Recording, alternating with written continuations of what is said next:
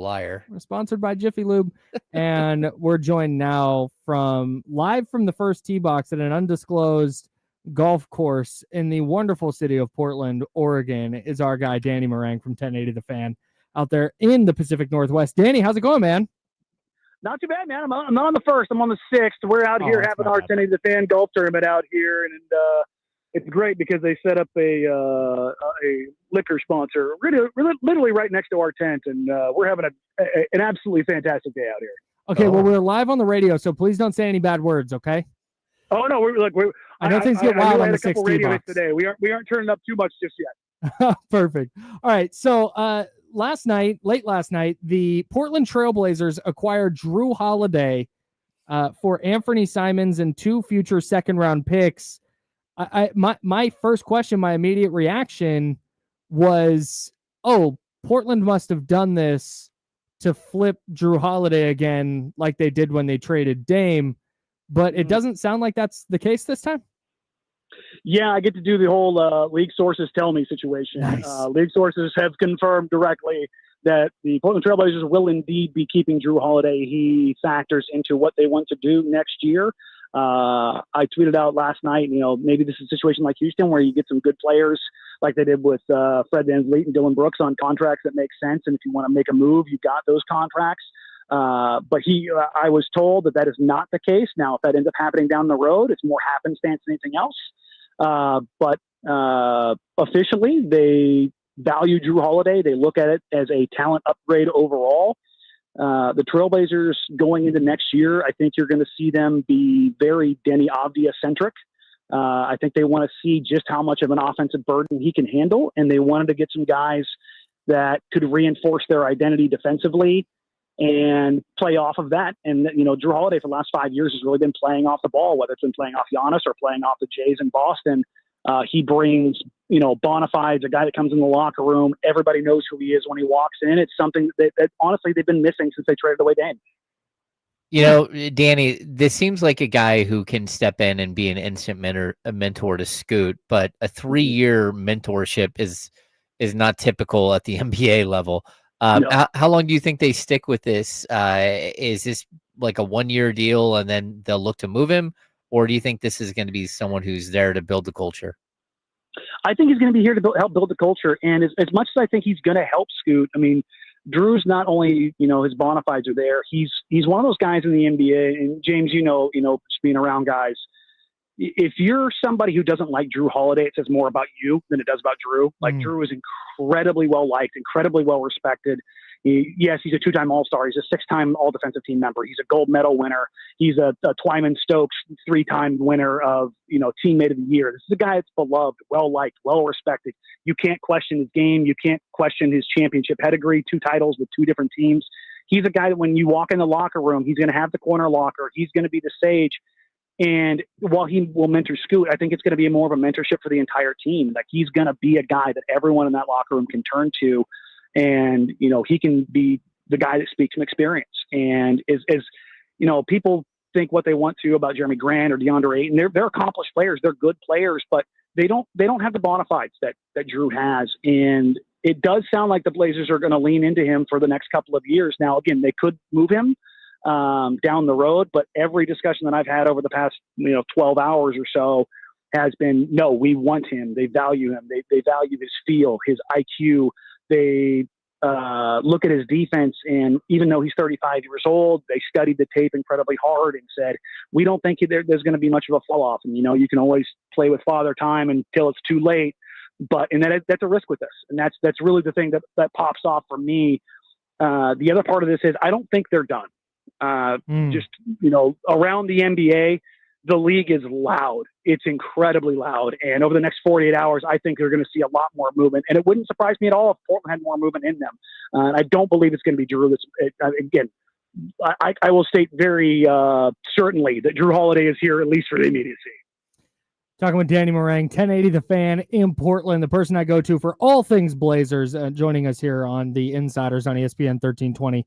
So you mentioned the Rockets, and that was a young team that brought in Fred VanVleet. They brought in Jeff Green. They brought in who's the other one? Dylan Brooks. Oh, yeah. So they bring in that trio of veterans. You say you wouldn't be surprised if there's more moves coming for Portland. Would it be for other veterans to continue kind of establishing a culture with whoever they consider their young core to be? Yeah, I think the two guys that Portland is 100% locked in on are Denny Avdia and Tumani Kamara. There's still belief within the organization for Scoot Henderson and Shaden Sharp.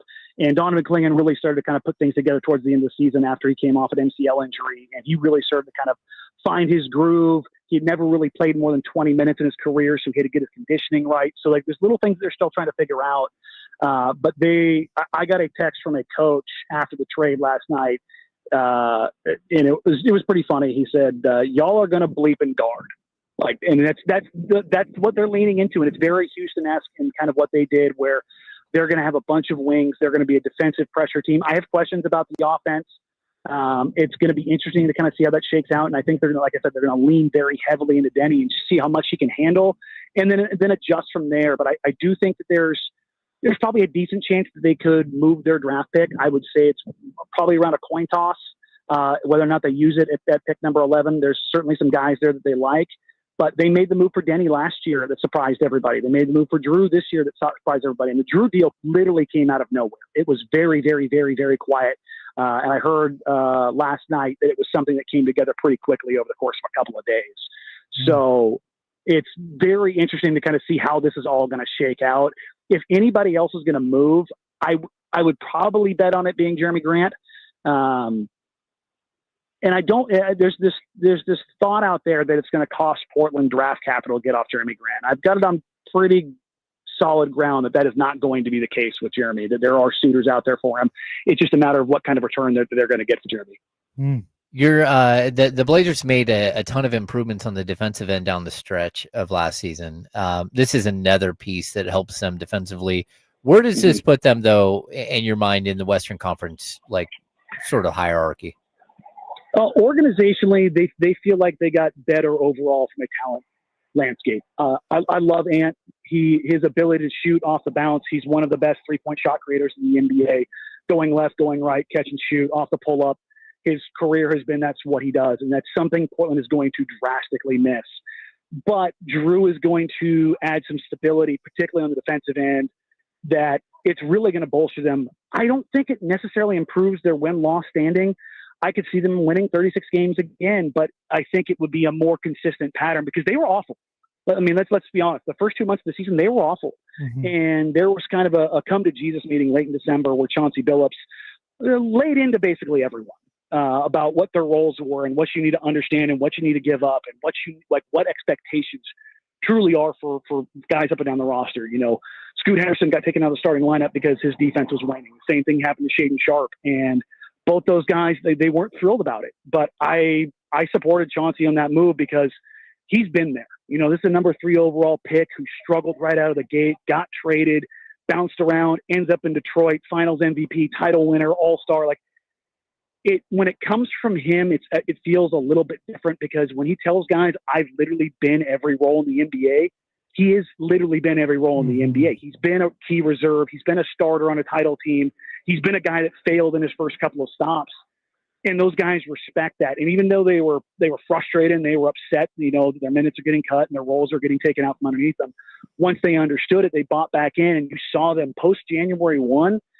They were one of the best defensive teams in the league. And I don't think they're going to end up being, you know, a top 5 defensive team. But if they came in the next season, they finished in the top 10 defensively, wouldn't shock me one bit. Now, offensively, they're going to struggle.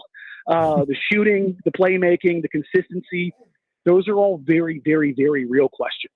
But I think Jrue is going to add a level of stability, at least on that end, even at his age, where maybe they can calm some things down. They can get a few more turnovers. They can get some easier opportunities and then see how it works from there. Danny Marang, 1080 The Fan in Portland, plugged in with all things Blazers. Nice enough to join us live from the 6T box at an undisclosed golf course in Portland.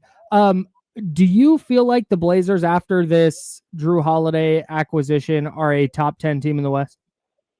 I think they're probably right in that 12 through 10 range. We don't know what Memphis is going to look like. I don't think they're done dealing. San Antonio, when they get Wemby back, it's not going to surprise me to see them shoot up. The Suns have 5 shooting guards. I don't know what they're doing. I mean, they don't have a starting level big. I'm not sure who's starting at 4 for them. You know, who knows what they're going to end up looking like. I've heard noise about them possibly trying to trade up from 10 to get Ace Bailey. And I'm sitting there going, but why? You know, so there's certainly some teams in there. Sacramento, there's certainly going to be some changes there. I don't know what's going to happen there. You know, that bottom, you know, probably 9 through 15 in the West, you could just, you know, drop ping pong balls on the ground and whatever one comes up, you know, the top of that, I'd be like, yeah, I can see it. There's nobody in the West save Utah who I look at and go, yeah, I could see them getting into a play-in. Like that's just how the West is right now. And, you know, we've seen what injuries can do to teams and how wide open the East has become. If they were in a play-in circumstance, it wouldn't shock me. I don't think they're a team, though, that's like, no, we're a 8, 9, 10 team in the West right now. I think they still need to make some moves and really figure some things out. But I think they're talking themselves into, hey, if, you know, this past year, they had an opportunity to play in that was, if you squint, you saw it. Sure. But if they can get beyond that, it wouldn't shock me. I mean, they have so many young guys. Their opportunity for development is still pretty high. So I don't think they're like they're firmly in that play-in group. I just think they have an opportunity at it more than anything else. Danny Marang, 1080 The Fan in Portland. You can catch him noon to 3 every single weekday. Danny, go enjoy the golf tournament. We really appreciate your time, man. Hey, no problem, guys. Appreciate you, and